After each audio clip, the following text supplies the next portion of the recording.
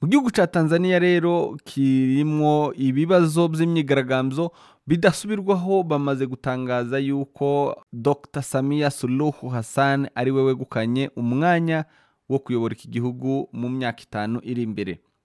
Samia Suluhu akaba atsinze amatora nk'uko byari biteganyijwe n'ubundi, benshi batigeze bashidikanya yuko azatsinda kuko yarahanganye n'abantu 17 ariko bose batazwi, aho bamwe bagiye bagaruka bavuga ngo Samia Suluhu yarahanganye n'igicucu ciwe, yarahanganye ni Samia waruhanganye na Suluhu, niyo mpamvu Samia Suluhu yagombaga gutsinda amatora. Ahangaha Samia Suluhu akaba yatsindanye amatora amajwi 98% y'abatoye cyangwa se y'amajwi yose y'abantu batoye mu gihugu ca Tanzania. Rero nk'uko byemejwe n'ibinyamakuru bigiye bitandukanye, abantu bakaba bakomeje gupfa. Mu nkuru yanditswe na BBC bavuga yuko hamaze gupfa abantu barenga 700, ariko BBC iravuga ngo mu nkuru ba verifie ibo bavuganye n'umudiplomate uri muri Tanzania aremeza yuko hamaze gupfa abantu 500. Iki ni igihugu rero ca Tanzania gikomeje kubamwo imidugararo. Ahangaha tubibutse yuko umuvyeyi cyangwa se Perezida Samia Suluhu w'umugore ari we mugore wa mbere utorewe kuyobora igihugu ca Tanzania. Nubwo yarasanzwe kiyoboye, yarakiyoboye ku ngoma ya Magufuli, yagiyeho by'agateganyo asimbuye Magufuli wari umaze kwitaba Imana.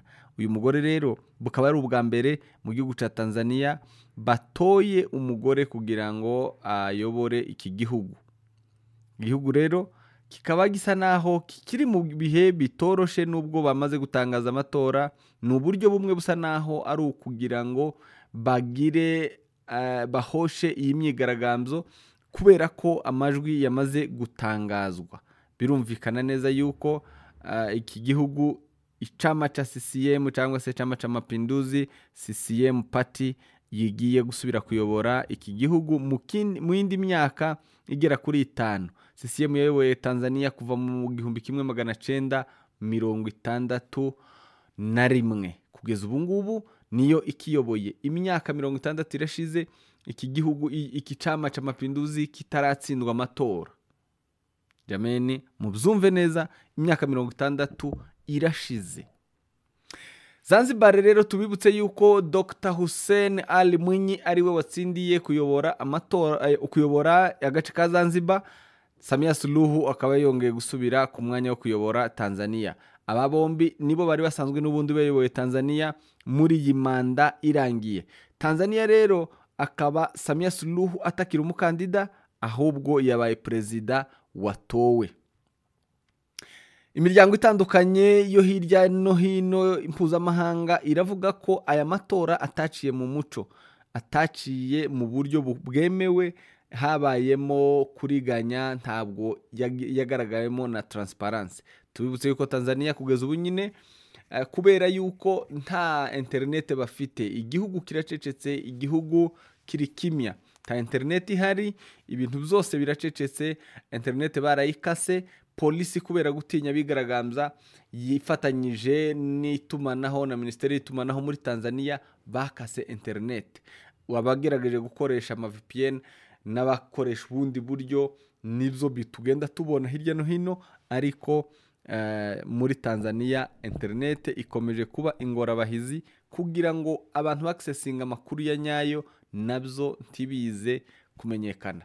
Kuko byakomeje bivugwa rero hirya no hino n'ubundi, Tanzania ikaba abahanzi benshi barakomeje kuvamiwa, barakomeje gusenyerwa ibyabo, bamwe muri bo bagahungira mu bihugu bitandukanye bya hano mu burasirazuba, nkaho Diamond bavuga yuko ashobora kuba yahungiye muri Kenya, akaba ariho aherereye kugira ngo yirinde imvururu ziri kubera hano muri Tanzania, kugira ngo atakomeza kugongana n'abamugize umustar n'abafana agikeneye nyuma y'uko ibingibi birangiye. Urakoze cyane. Afrimedia irakomeza ibakurikiranire uko ibi bintu byifashe mu gihugu c'abaturanyi ca Tanzania. Imana ikomeze kubagirira neza, ibiteho kandi ibaha amahoro.